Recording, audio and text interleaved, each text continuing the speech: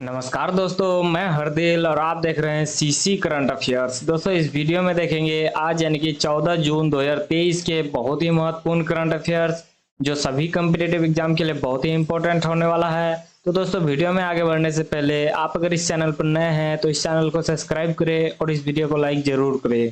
चलिए देखते हैं करंट अफेयर्स में क्या क्या है आज हम लोग के पास।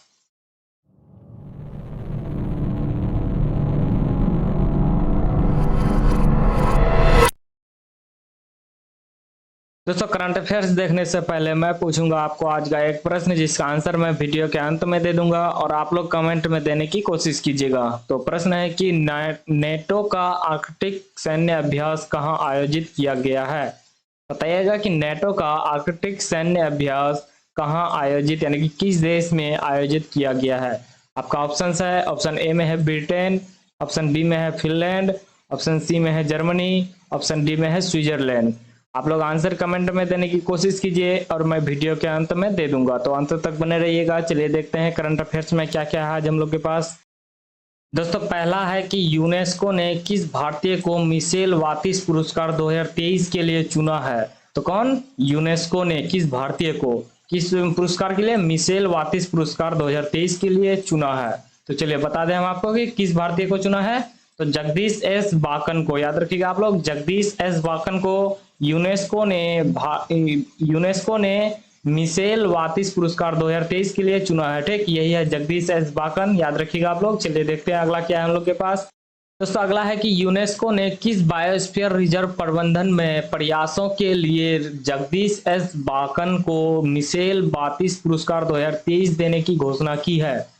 तो यूनेस्को जो है तो जगदीश एस बाकन को किस बायोस्फीयर रिजर्व प्रबंधन, दोस्तों बायोस्फीयर का मतलब होता है कि एटमोस्फियर, लिथोस्फीयर और हाइड्रोस्फीयर मिलके तब बायोस्फीयर बनता है। ठीक, याद रखिएगा आप लोग, एटमोस्फियर, लिथोस्फीयर और हाइड्रोस्फीयर तीनों मिलके बायोस्फीयर का निर्माण करता है। तो किस बायोस्फीयर रिजर्व प्रबंधन में प्रयासों के लिए जगदीश एस बाकन को मिशेल वातिस पुरस्कार देने की घोषणा की है यूनेस्को। तो चलिए बता दें हम आपको कि किस बायोस्फीयर रिजर्व।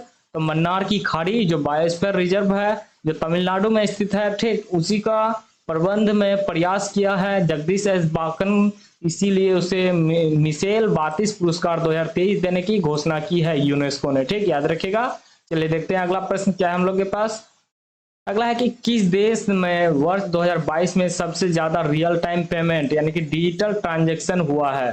तो चलिए बता दें हम आपको कि किस देश में 2022 में सबसे ज्यादा रियल टाइम पेमेंट हुआ है। तो भारत, याद रखिएगा आप लोग, भारत में सबसे ज्यादा 2022 में रियल टाइम पेमेंट यानी कि डिजिटल ट्रांजैक्शन हुआ है, याद रखिएगा। चलिए देखते हैं अगला प्रश्न क्या है हम लोग के पास। अगला है कि वर्ष 2022 में भारत में दुनिया का सबसे ज्यादा कितनी बार रियल टाइम पेमेंट यानी कि डिजिटल ट्रांजैक्शन हुआ है। तो कितनी बार हुआ है, चलिए बता दें हम आपको कि 89.5 बिलियन टाइम्स, याद रखिएगा आप लोग, 89.5 बिलियन टाइम्स यानी कि 89.5 हजार करोड़ का। ठीक, याद रखिएगा, जो सबसे ज्यादा हुआ है पूरे दुनिया में भारत में 2022 में, याद रखिएगा। चलिए देखते हैं अगला प्रश्न क्या है हम लोग के पास। अगला है कि वर्ष 2022 में भारत में दुनिया का कितना प्रतिशत रियल टाइम यानी कि डिजिटल ट्रांजैक्शन हुआ है। रियल टाइम पेमेंट यानी कि डिजिटल ट्रांजैक्शन कितने प्रतिशत हुआ है पूरे दुनिया का। तो चलिए बता दें हम आपको कि पूरे दुनिया का कितने प्रतिशत हुआ है भारत में रियल टाइम पेमेंट। तो 46%, याद रखिएगा आप लोग, 46% अकेले भारत में हुआ है पूरे दुनिया का रियल टाइम पेमेंट 2022 में, याद रखिएगा 46%। ठीक, चलिए देखते हैं अगला प्रश्न क्या है हम लोग के पास। अगला प्रश्न है कि किस भारतीय अमेरिकी को हार्वर्ड विश्वविद्यालय का वाइस प्रेसिडेंट फाइनेंस और मुख्य वित्त अधिकारी यानी कि सीएफओ नियुक्त किया है। तो बताइएगा कि भारतीय अमेरिकी जो हार्वर्ड विश्वविद्यालय का वाइस प्रेसिडेंट फाइनेंस और मुख्य वित्त अधिकारी बना है वह कौन है। तो चलिए बता दें हम आपको कि कौन है। तो रितु कालरा, याद रखिएगा आप लोग, रितु कालरा बना है सीएफओ हार्वर्ड विश्वविद्यालय का। ठीक, याद रखिएगा, यही है रितु कालरा, याद रखिएगा। चलिए देखते हैं अगला प्रश्न क्या है हम लोग के पास। अगला प्रश्न है कि चलते फिरते अचानक मौत की बढ़ती संख्या के कारण का पता लगाने के लिए रिसर्च इनमें से कौन कर रहा है।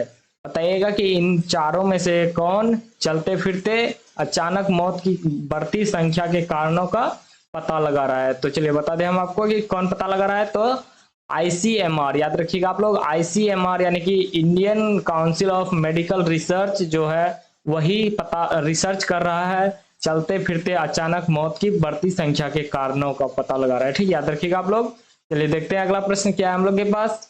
अगला प्रश्न है कि BSF के नए महानिर्देशक यानी कि DG कौन बने, बताइएगा कि BSF के नए DG कौन बने हैं। तो चलिए बता दें हम आपको कि नितिन अग्रवाल, याद रखिएगा आप लोग, नितिन अग्रवाल, यही है नितिन अग्रवाल जो BSF के नए महानिर्देशक यानी कि DG बने हैं, नितिन अग्रवाल। ठीक, याद रखिएगा आप लोग। चलिए देखते हैं अगला क्या है हम लोग के पास। अगला है आज के प्रश्न जिसका आंसर हमें देना है, तो चलिए दे देते हैं आंसर आज के प्रश्न का। प्रश्न है कि नेटो का आर्कटिक सैन्य अभ्यास कहाँ आयोजित यानी कि किस देश में आयोजित किया जा रहा है।